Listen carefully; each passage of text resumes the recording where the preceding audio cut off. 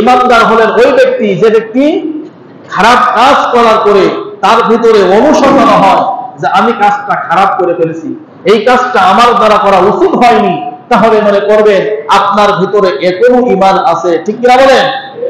আর যদি পাপ কাজ করার পরেও যদি নিজের ভিতরে অনুশোচনা হয়, যদি কোনো ব্যক্তি সিলিন্ডার না করে, তাহলে মনে করবেন ওর ভিতরে ঈমান নাই।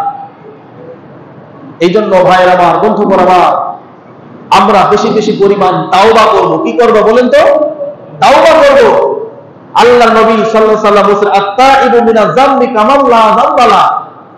যদি কোনো ব্যক্তি গুনাহ করার পরে আল্লাহ রাব্বুল আলামিনের কাছে তাওবা করে, আল্লাহর নবী স্বয়ং বলেছেন সে এমন হয়ে যাবে যে সে জীবনে কোনোদিন গুনাহ করেনি। সকলে বলুন সুবহানাল্লাহ।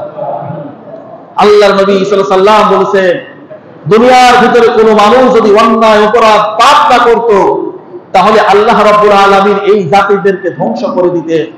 ধ্বংস করে দিয়ে এমন একটা জাতি আল্লাহ রাব্বুল আলামিন আবার তৈরি করতেন, আবার সৃষ্টি করতেন, যে জাতি পাপ করবে আবার আল্লাহর কাছে চোখের পানি ফেলে মাপ চাইবে। সকলে বলুন সুবহানাল্লাহ।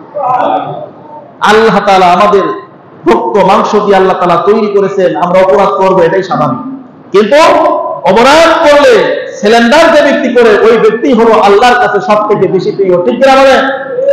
এই জন্য আমাদের দ্বারা পাপ হয়ে যেতে পারে, পাপ হয়ে গেলে আমরা বসে থাকবো না, সাথে সাথে আল্লাহর কাছে তাওবা